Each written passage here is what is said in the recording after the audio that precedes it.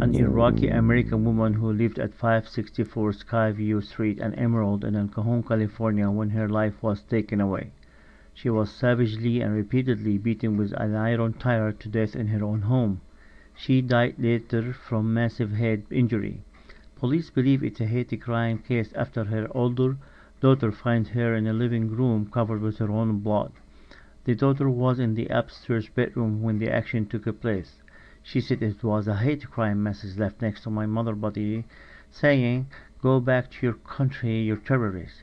The El Cajon police released a report to the press saying, 21st, 2012 at approximately 11:15 a.m., Shaima Alawadi, a 32-year-old Middle Eastern female, was discovered unconscious in the dining room area of her residence by her 17-year-old daughter.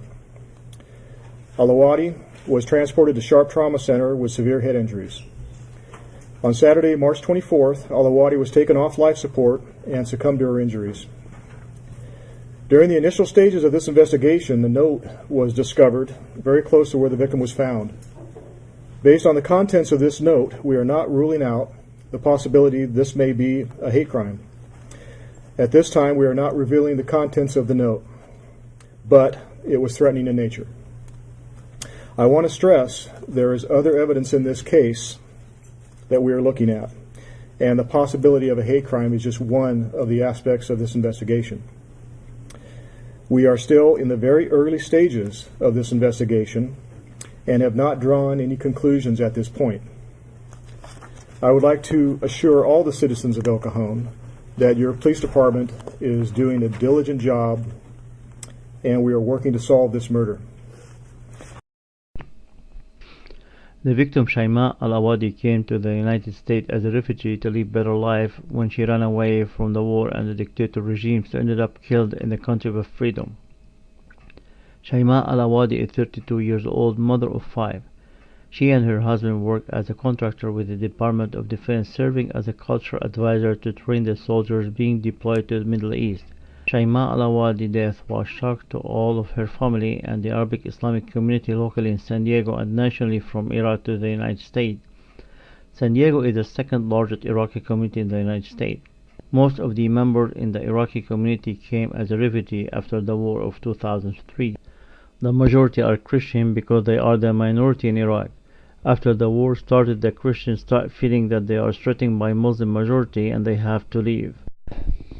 According to www.dosomething.org on the background of hate crime, it says hate crime demand a priority responses because of their special emotional and psychological impact on the victims and the victims' community.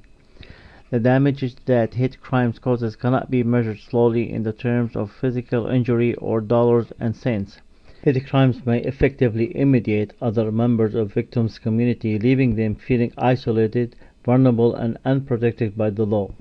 By making members of minorities communities fearful, angry, and suspicious of other groups and of the power structures that it's supposed to protect them. These incidents can damage the fabric of our society and fragment communities. Another look on a hate crime issue. The Vigilantism and Intergroup Tension research added, youth hate crimes are a social problem in which young people turn extreme ideas into acts of violence. To develop methods for prevention, early identification, and intervention, mental health professionals must have an awareness and understanding of this issue.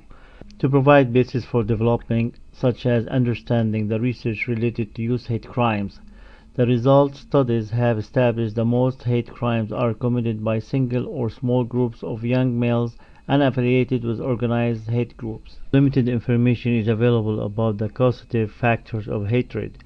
A variety of prevention and intervention strategies have been employed. Yet a little has been done to evaluate these various to act on their own. Unfortunately, there is a fewness of literature available to guide mental health professionals in the identification, evaluation, and treatment of the offenders.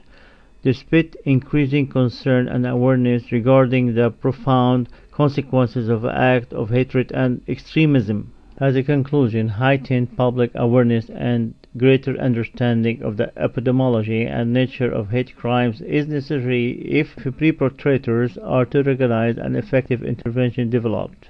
To achieve this goal, database of juvenile hate crimes must be developed nationwide, and the success of prevention, educational and alternative sentencing program must be assisted.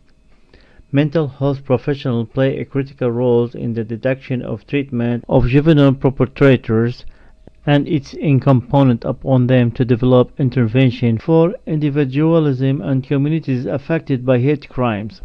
PsychologyOnline.org went furthermore to explain by saying, if sustained and unresolved, hate may entitle revenge in form of a criminal act. Such crimes, known as hate crimes or bias crimes, created fear, mistrust, and hostility among the members of society. Hate crimes in America is rooted in the resistance and spreading widely of racism and bigotry, which are learned behaviors, although the true incidence of the hate crimes in America is unknown. In the past decade, more than 100 homicides can be attributed to hate crimes violence. In addition to their effect on the individual victims, hate crimes has disadvantaged effect on families, communities, and minority groups. Levine and McDavid showed that hate-motivated assaults are twice as likely to cause injury and 4 times as likely to involve hospitalization compared with assault in general. However, a later study showed that hate crimes are not necessarily characterized by excessive brutality. Whether or not hate crimes are excessively brutal, they appear to be practically harmful to communities, because they increase fears, which is in turn increases responses such as anger, vigilantism, and intergroup tensions. The response to Shaima Alawadi story was fast. People responded on the social network to condemn the killing.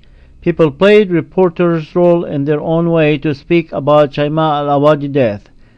On the other hand, the world does not need to depend on the official TV and radio station to listen to the news. They only need a computer and internet. Here is some samples of the videos were viewed online. As we will see, every person will talk about this subject on their own way.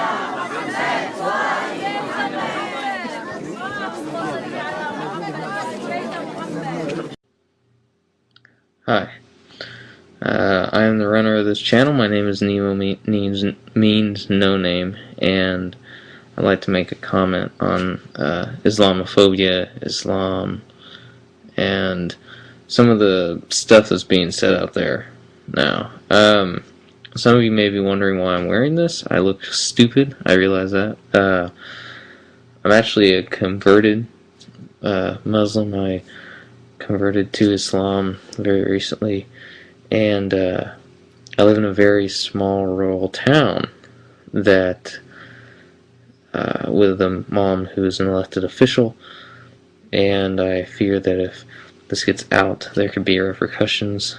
On March 24th of 2012, a woman died after being beaten to death for being a Muslim, from what we can tell. Not all the facts have come in yet. It hasn't officially been called a hate crime yet. Hey, what's going on, everybody? So, I want to talk to you all about this messed up news story that I heard earlier today, where in California there was a hate crime that happened to a Muslim woman and her family. Out of random, this Muslim woman was murdered in her own house with a note that was left for her saying to go back to her own native country and to not be in the United States anymore. And one more thing, there's a lot of hate going on in America right now, and I don't know what it's really all about. I don't know if it's because people are just hateful in general. I don't know if it's because economically people are on edge, so they're lashing out more. I don't know what it is, but Trayvon happened in February. Shaima, an Iraqi American woman, was beaten to death, and she died today. Her family took her off life support.